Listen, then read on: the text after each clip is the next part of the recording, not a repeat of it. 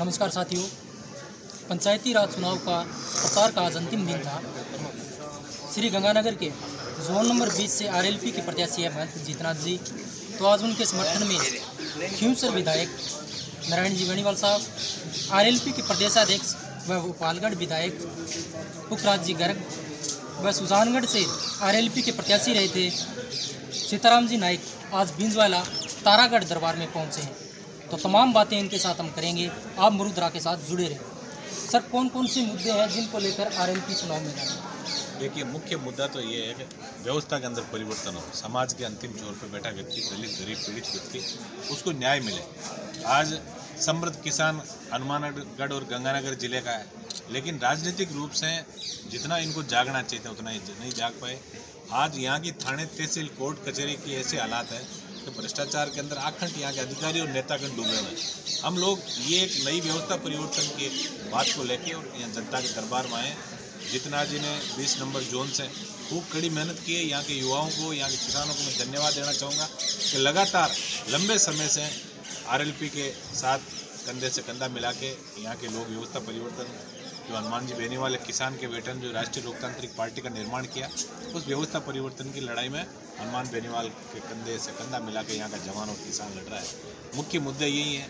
किसानों को आज देखिए 75वीं वर्षगांठ हम आज़ादी की मना रहे हैं और लोगों को यूरिया के लिए 2-2 किलोमीटर की लाइनें लग रही। इसका मतलब नेता तो सो ही रहे थे यहाँ, तो जनता को जगाने के लिए और स्वच्छ छवि के लोग, जिनके सेवा की जो भावना जिनके मन और मस्तिष्क में, ऐसे लोग राजनीति के अंदर आगे आए। ये हम प्रयास कर रहे हैं। ऐसे लोग आगे आएंगे तो निश्चित रूप से जनता का कल्याण होगा। सर, 12 महीनों तक किसान आंदोलन चला, 700 किसानों की शहादत हुई। इन चुनावों के अंदर और 2023 के अंदर किसान आंदोलन का कितना असर देखने को मिला? असर पूरा ही दिखेगा आपको। अभी देखा नहीं आपने, उपचुनाव के अंदर बीजेपी की जमान जब्त हुई वल्लभनगर में। वहाँ के लोगों ने आरएलपी पार्टी की तरफ जो प्यार, प्रेम और आशीर्वाद दिया, निश्चित रूप से 2023 के अंदर व्यवस्था परिवर्तन का जो नारा हनुमान जी ने दिया है, पूरा 36 कौम का युवा, किसान और दलित पीड़ित वर्ग जो है वो आज राष्ट्रीय लोकतांत्रिक पार्टी के साथ कंधे से कंधा मिला के खड़े होने को तैयार है। तो निश्चित रूप से 2023 के अंदर नया जो इतिहास है वो राजस्थान के अंदर लिखा जाए। सर, एक सबसे बड़ी समस्या इस इलाके के अंदर नशे की, तो अगर आपका प्रत्याशी यहाँ से विजयी होता है तो उस पर आपको क्या करते हैं? देखिए, हम तो नशे के हमेशा खिलाफ रहे। हनुमान जी भी हमेशा युवाओं से यही अपील करते हैं, नशा जो नाश करता है शरीर का और घरों को बर्बाद करता है, तो नशे से, इस नशे की प्रवृत्ति से दूर रहना है। और जीतनाथ जी तो वैसे भी धार्मिक प्रवृत्ति के व्यक्ति हैं, तो निश्चित रूप से यहाँ जनता ने पूरा इनको आशीर्वाद दिया, तो हम ऐसी मुहिम चला के युवाओं को नशे की लत से दूर रहने का पूरा प्रयास करेंगे। गहलोत सरकार के 3 साल का जो कार्यकाल है वो पूरा हो चुका है और अभी उनकी जयपुर में रैली थी महंगाई के खिलाफ, तो सर उस पर आपकी क्या प्रतिक्रिया? तो 2023 में जनता देगी। रैली महंगाई के खिलाफ कर कौन रहा है ये भी देखो। आज पेट्रोल, 3 साल का शासन, पेट्रोल डीजल का जो दाम है, आप पड़ोसी जिले से, पड़ोसी राज्य जैसे पंजाब और हरियाणा है, यहाँ से ही पेट्रोल डीजल 10, 12, 15 रुपये महंगा है। तो जो महंगाई के खिलाफ जो रैली कर रहे हैं, उन लोगों की नीयत यदि साफ हो तो महंगाई को काफ़ी हद तक हम काबू भी कर सकते हैं। कांग्रेस सरकार को भी अपने पाँव की तरफ झांकना चाहिए कि हम लोग क्या कर रहे हैं। इस प्रदेश की जो आज शांत प्रदेश था, आज महिला अत्याचार में और अपराध के अंदर 1 नंबर पे पहुंच गया। तो निश्चित रूप से कई ऐसी बातें जिसमें सरकार को ध्यान देना चाहिए, जिसके अंदर सरकार 3 साल में पूरी तरह विफल रही है। और शीघ्र ही ये कोरोना का थोड़ा ये कम हो जाए तो इसके बाद राष्ट्रीय लोकतांत्रिक पार्टी के हनुमान जी के नेतृत्व में जोधपुर से बड़ी रैली का हम आयोजन करेंगे, जिसमें तमाम ये मुद्दे जो महंगाई से लेके और बेरोजगारी और टोल मुक्त राजस्थान, कर्ज मुक्त किसान, हम ये चाहते हैं कि यहाँ का किसान जो है बिल्कुल कर्ज मुक्त हो।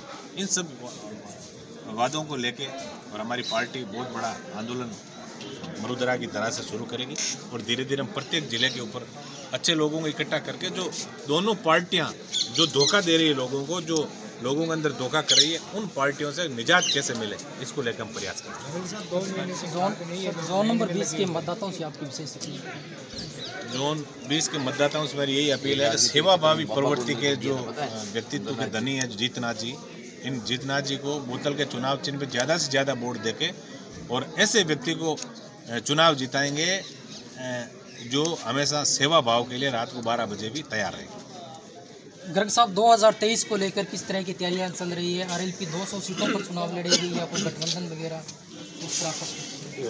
ये 2023 के अंदर आरएलपी खुद अकेले चुनाव लड़ेगी और आरएलपी के जो मुद्दे हैं, किसान के संपूर्ण कर्ज माफी, बेरोजगारों को बेरोजगारी भत्ता, किसानों को जो कृषि बिजली है वो मुफ्त मिले और बहुत सारे मुद्दे हैं जैसे राजस्थान टोल मुक्त हो।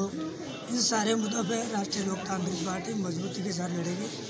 राष्ट्रीय लोकतांत्रिक पार्टी को पिछले 3 साल में जितने भी उपचुनाव या पंचायती राज के चुनाव हो, चाहे नगर पालिका हो, इसमें जो भी चुनाव लड़े हैं बहुत ही बढ़िया जनता का समर्थन मिला है और मैं समझता हूँ 2023 है वो राष्ट्रीय लोकतांत्रिक पार्टी का होगा, हमें पूरा विश्वास है।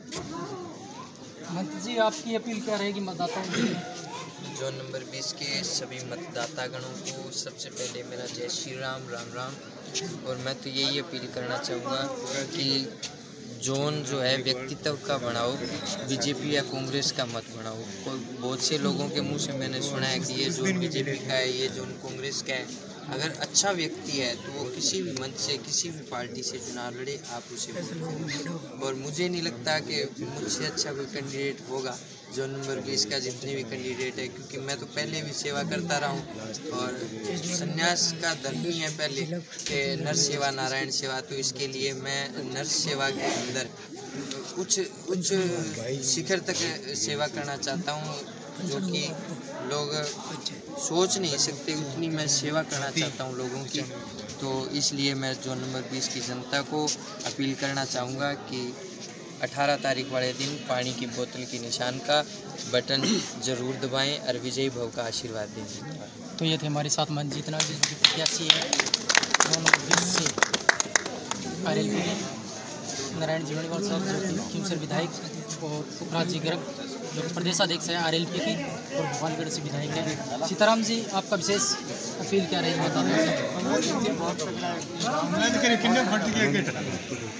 ऐसा है, मंत्री जी को आप जिताओगे तो आज तक जो कांग्रेस और भारतीय जनता पार्टी के प्रत्याशी यहाँ से जीत कर गए हैं, चाहे वो विधायक रहे हो चाहे सांसद रहे हो, जनता के साथ उन्होंने धोखा किया है और जनता को निराश का मुंह देखना पड़ा।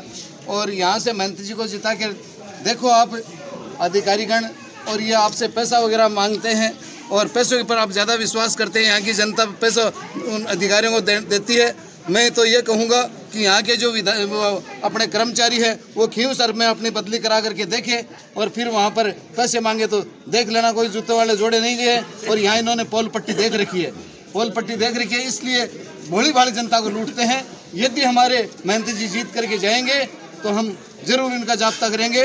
आने वाले 2023 में जब हमारी सरकार होगी तो किसानों को इनके जो है प्रत्येक कार्य से इनको निजात दिलवाएंगे, कर्ज मुक्त राजस्थान करेंगे और टोल मुक्त राजस्थान करेंगे, भयमुक्त राजस्थान करेंगे। और ये जो कांग्रेस और भारतीय जनता पार्टी ने जो तानाशाही मचा रखी है, ये 2023 में जनता इनको जवाब देगी और राष्ट्रीय लोकतांत्रिक पार्टी आएगी, वो सेवा करेगी।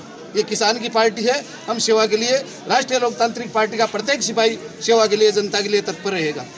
ये थे आरएलपी की प्रत्याशी सुजानगढ़ से। मैं आपके चैनल के माध्यम से गंगानगर जिले के जो तीसरे चरण के जो मतदान हो रहे हैं उस इलाके के तमाम बुजुर्गों से, मतदाताओं से, पिता तुल्य बुजुर्गजनों से निवेदन करूंगा, किसान के बेटा हनुमान बेनीवाल ने जो व्यवस्था परिवर्तन की लड़ाई के लिए राष्ट्रीय लोकतांत्रिक पार्टी का निर्माण किया है, हमारे सारे पंचायत समिति और जिला परिषद के जितने भी प्रत्याशी खड़े हैं, बोतल के चुनाव चिन्ह पे वोट देकर ज़्यादा से ज़्यादा आशीर्वाद हमारे जो प्रत्याशी उनको दिलाएं, ताकि एक स्वच्छ, सरल और समर्पित कार्यकर्ताओं की जो लंबी फौज जो यहाँ की जनता की सेवा करना चाहती है, उनको यहाँ मौका मिले। आपका भी कोई प्रश्न हो तो कमेंट सेक्शन में ज़रूर लिखें, ताकि आगामी जब भी इनसे मुलाकात हो तो तमाम आपके प्रश्न जानने की कोशिश करें। धन्यवाद।